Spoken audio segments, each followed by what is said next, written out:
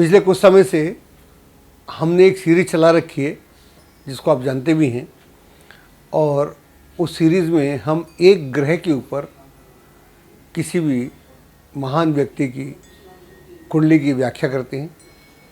और हमारा मानना है, हालांकि ज्योतिष में योग देखे जाते हैं, लेकिन हम इस नतीजे पहुँचे, अगर ब्रह्म एक है और एको हम द्वितीयो नास्ति, ऐसा वेद बोलते हैं, वो सारी बातें हमसे ही शुरू होती हैं, हम पे ख़त्म होती हैं। मुझसे ही आकाश है और मैं नहीं हूँ तो आकाश भी नहीं है। अगर ये सारी बात है तो एक ही ग्रह होना चाहिए कुंडली में। हालांकि सहयोग सबका रहता है, मैं पैदा नहीं हो सकता बिना माँ बाप के, वो सारी बातें अपनी जगह उचित हैं, लेकिन जो मेरा कनेक्शन है, मेरा कनेक्शन मुझसे है, ऐसे ही एक ग्रह कुंडली में होता है, वो आपके पतन या उत्थान का कारण होता है।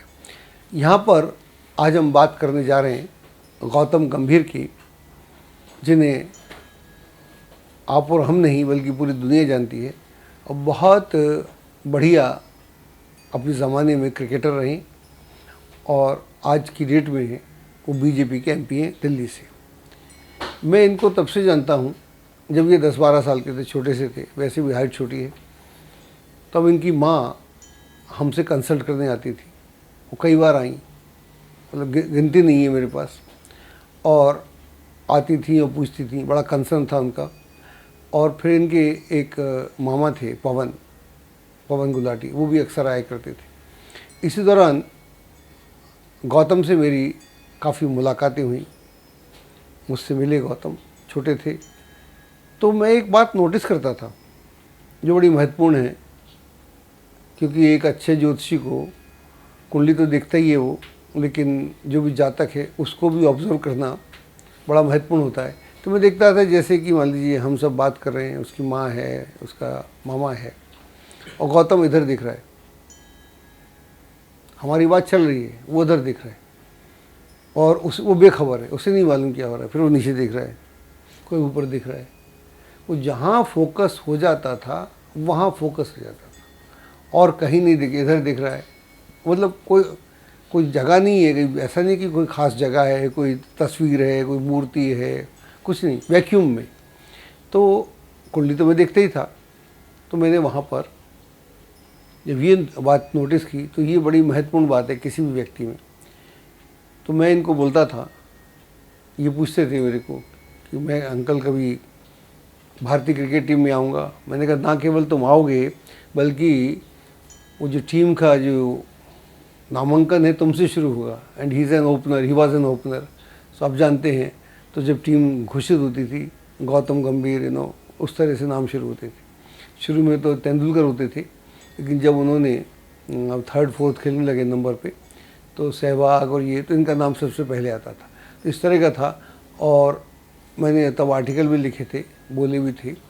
तो ये सारी बातें हैं। तो यहाँ पर इनकी कुंडली देखते हैं, और फिर बाकी इनके रिकॉर्ड आपको सबको मालूम है। इन्होंने वनडे में बहुत रिकॉर्ड किए, इंडियन क्रिकेट टीम के कैप्टन बने वनडे के, उससे में पूरी सीरीज़ ये जीते। इसके अलावा इनके 5 कंसेक्टिव सेंचुरीज़ हैं इनकी। तो ये मतलब बहुत सारे रिकॉर्ड्स हैं, और आप जानते ही हैं वो रिकॉर्ड का चर्चा करने का कोई मकसद नहीं है। लेकिन इनकी कुंडली की बात करते हैं, फिर मैं बताना चाहता हूँ कि ऐसा कौन सा ग्रह है, और ये ग्रह इस कुंडली में निकालना थोड़ा मुश्किल है। मैं आपको इनकी कुंडली की बात करता हूँ, और फिर हम बाकी बात करेंगे। इनकी जो कुंडली है मेरे पास, वो ये है, मिथुन लग्न की कुंडली है। तो ये कुंडली करेक्ट है, क्योंकि आप समझ गए, मैं जानता हूँ। तो 14 डिग्री में मिथुन लग्न उदय हो रहा है। 2nd हाउस में राहु है, 3य में मंगल है, 4th में सन है, सूर्य है, शनि है और गुरु है, 5th में बुध है रेट्रोग्रेड, 6ठे में शुक्र है, 8th में केतु है, और 11th में मून है।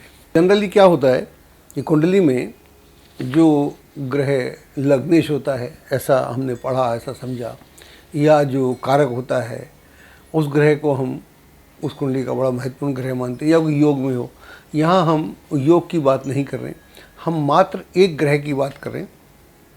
और इनका जो एक ग्रह है, तब भी मुझे समझ में आता था, आज मैं आपसे बात कर रहा हूँ। वो है मंगल। जबकि मिथुन लगन के लिए मंगल को बहुत अच्छा ग्रह नहीं माना जाता, शास्त्रों के हिसाब से नहीं माना जाता, लेकिन इस कुंडली में मंगल बहुत बहुत पावरफुल है, क्योंकि मंगल यहाँ पर तृतीय भाव में है, थर्ड हाउस में। और जो थर्ड हाउस है वो पराक्रम का घर है और आपके हाथों का घर है, हैंड्स को रिप्रेजेंट करता है। और क्रिकेटर को, चाहे बॉलर हैं चाहे आप बैट्समैन हैं, ये तो बेसिकली बैट्समैन थे, तो बैट्समैन का जो मेन होता है उसके हाथ होते हैं, अपने हाथों से वो अपनी कलाकारी करता है। और मंगल का तृतीय में होना यानी कि वो उस व्यक्ति में बड़ा फोर्स है। वैसे भी जो लोग इनको जानते हैं ये काफ़ी एग्रेसिव थे, फील्ड पे बहुत एग्रेसिव होते थे, कई बार इनके झगड़े भी हो जाते थे, ये सारी चीज़ें चलती थी। तो ये सारी बातें बुद्ध लगन का आदमी नहीं करता, लेकिन जब उसका पराक्रम के भाव में मंगल बैठा हो तो मंगल फिर यहाँ पर विशेष गुण देता है। और दूसरा, मंगल जो है नमांश में भी वर्गोत्तम है, वो थर्ड हाउस में है, हाउस के हिसाब से वर्गोत्तम है। और नमांश जो है, क्या नाम है उसका, है कुंभ का है, वहाँ वर्गोत्तम उस एंगल से नहीं होता, लेकिन थर्ड हाउस से अगर माने तो हो सकता है। लेकिन खास बात क्या है, यहाँ पर जो मंगल है मूल कुंडली में वो सिंह राशि में है और नमांश में जाके एरीज में हो जाता है, मेष में। तो मंगल सिंह राशि में से गया, सिंह राशि उसकी मित्र राशि है, उस राशि से गया और गया कहाँ पर, अगेन सूर्य की राशि में। दोनों तरफ सूर्य की राशि में है, इधर भी सूर्य की राशि, इसलिए हालांकि वो तो मंगल की स्वयं की राशि है, लेकिन वहाँ पर सूर्य उच्च का हो जाता है। तो कहने का तात्पर्य ये हुआ कि इनका जो महत्वपूर्ण ग्रह है वो मंगल है। अब मंगल की दशा जो इनको आई वो तो बहुत बाद में आई, तो फिर इनका क्रिकेट का कैरियर कैसे चमकेगा, तो ये सवाल मेरे दिमाग में तब था। तो इनको वहाँ पर दशा शुरू हुई 2000 से 2006 तक सूर्य की दशा हुई। इसमें टीम में तो आए, ये क्रिकेट टीम में भी आए, लेकिन वहाँ उनको कोई बहुत ज़्यादा सफलता नहीं मिली। कभी टीम के अंदर थे, कभी टीम से बाहर हो जाते थे, कभी वनडे टीम में रहे, कभी नहीं रहे। तो यहाँ तक इनका कैरियर काफ़ी डामाडोल था, इसलिए इनकी बातचीत होती रहती। एक बार मैं अमेरिका में था तो इनकी माँ का फ़ोन आया, उन्होंने बोला भाई साहब कि अभी इसने अच्छा किया था गौतम ने, फिर गड़बड़ हो गया, तो आप क्या सोचते हैं। मैं एयरपोर्ट पे था, मैं क्या बोलता, कुंडली तो याद थी मेरे को, तो मैंने बोला कि इसको बोलिएगा कि जैसे बैकयार्ड में खेलते हैं वैसे जाए खेलो। तो उसके बाद ऑस्ट्रेलियन टीम थी, तब इन्होंने शायद 90+ रन बनाए थे। तो ये उस समय की बात है, 2004 की बात है, 4-5 की बात है। तो यहाँ पर ये ख़ास बात थी। तो मैं सोचता था उस समय कि इनका कैरियर पिकअप कब करेगा। तो इनका कैरियर जो पिकअप करता है, मैंने लिखा भी है, अभी हमको दिखा देंगे, उस समय उससे पहले आर्टिकल लिखा था। तो 2006 में इनको चंद्रमा की दशा आती है। और इस कुंडली में जो हम जब समझते हैं, अगर हम ट्रेडिशनल वे में चलें, क्लासिकल वे में चलें, तो मून भी यहाँ पर कोई बहुत अच्छा ग्रह नहीं है। हालांकि मून यहाँ पर केमद्रुम योग में भी है, तो ऐसा कुछ नहीं है। लेकिन ये मून की दशा में इन्होंने तरक्की क्यों की, मैंने तब भी बोला और इनको भी बोला और लिखा भी, दोनों बातें, ये भी हम आपको दिखा रहे हैं। तो उसका कारण यह था जो मेरे दिमाग में था, जो चंद्रमा जो है वो बैठा हुआ है मेष राशि में। अगर इस कुंडली को हम चंद्रमा से देखें तो वहाँ पर मंगल पंचम में हो गया, मंगल पंचम में हो गया, सिंह में मंगल हो गया, जो कि बहुत शुभ हो गया। और उसके साथ में नमांश में वो अगेन अपनी राशि में चला गया, यानी एरीज में चला गया। तो इसका मतलब क्या हुआ कि जब चंद्रमा की दशा आएगी 10 वर्ष की, तो वो बेहतरीन दशा होगी, जो भी जानते हैं आप लोग। तो 2006 में ये दशा आती है, और 2007 में जब इंडिया की टीम पहली बार T20 जीती थी, तो इनके कारण जीती थी। और फाइनल में इन्होंने 75 रन्स बनाए थे। हालांकि उस मैच में जो हमारे वो थे युवराज सिंह, उन्होंने 6 छक्के भी मारे थे उसमें किसी मैच में। लेकिन आखिरी जो मैच था शायद पाकिस्तान से था, उन दिनों में दुबई में था, तो किसी ने मुझे रेडियो में पूछा भी था कौन जीतेगा, तो मैंने बोला इंडिया जीतेगी। आखिरी में जीते थे, अगर आपको याद हो। फिर उसके बाद में जब 2011 में अगेन जब वर्ल्ड कप हो रहा था, तो फाइनल में जो हमारे मेन प्लेयर्स हैं, जैसे तेंदुलकर और सहवाग वगैरह वो अच्छा नहीं कर पाए थे। तो उस इनिंग में फाइनल में श्रीलंका के खिलाफ इनके अगेन 90+ रन हैं।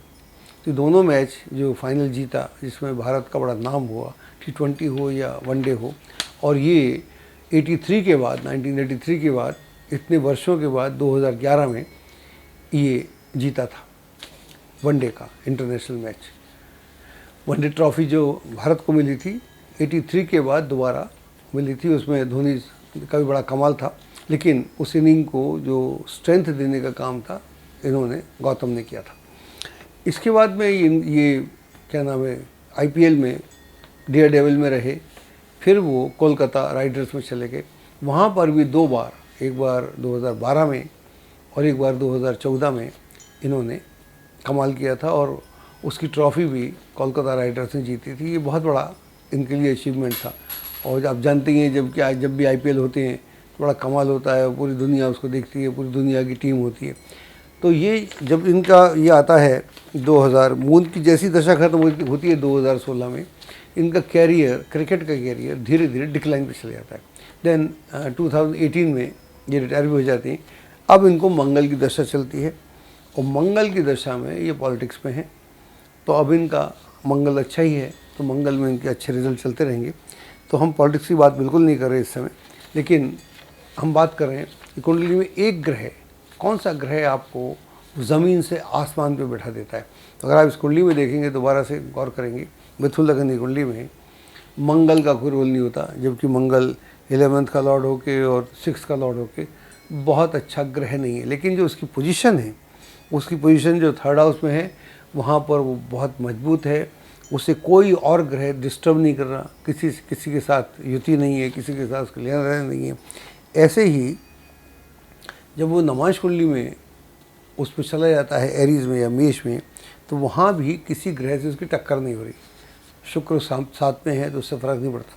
तो कुल मिला के ये हुआ जो हम बता रहे थे कि एक ग्रह वो कुंडली में कैसे आपका उत्थान या पतन करता है। इट डज़ नॉट मैटर कि वो आपकी कुंडली का कारक है कि नहीं है, उसकी पोजीशन पे डिपेंड करता है। उसकी पोजीशन जो है पूरे षोडश वर्ग में कैसी होती है, षड वर्ग में कैसी होती है, ये सारी बातें देखने की हैं। फिर उसका नक्षत्र कैसा होता है। तो यहाँ पर जो मंगल का नक्षत्र है, वो नक्षत्र बहुत बढ़िया नक्षत्र है। तो मंगल का जो नक्षत्र है, देखिए आप, बड़ा इम्पॉर्टेंट नक्षत्र हो जाता है। मंगल यहाँ पर मघा में है, यानी केतु के नक्षत्र में है, और चंद्रमा जो है वो भरणी में है। तो मतलब कहने का ये हुआ कि मंगल के नक्षत्र में होगा तो कैरियर अनप्रेडिक्टेबल रहेगा, अनसर्टेनिटी रहेगी, लेकिन जब उसका कोई फेवरेबल ग्रह आएगा, जैसे यहाँ मून की दशा आती है, तब गौतम ज़मीन से आसमान पर जाके बैठ जाते हैं। उसके बाद उत्थान ही चलता है।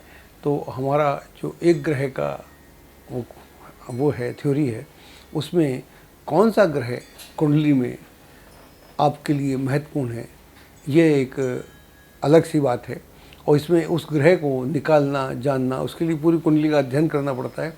और वो ग्रह जब एक बार आपको एक नए पथ पर या रास्ते पर डाल देता है, then you are on your highway. Astrology की सटीक जानकारी के लिए विश्वविख्यात एस्ट्रोलॉजर अजय भांबी के YouTube चैनल ABC चैनल को सब्सक्राइब, लाइक और शेयर करें। लेटेस्ट अपडेट के लिए बेल के बटन पर जरूर क्लिक करें।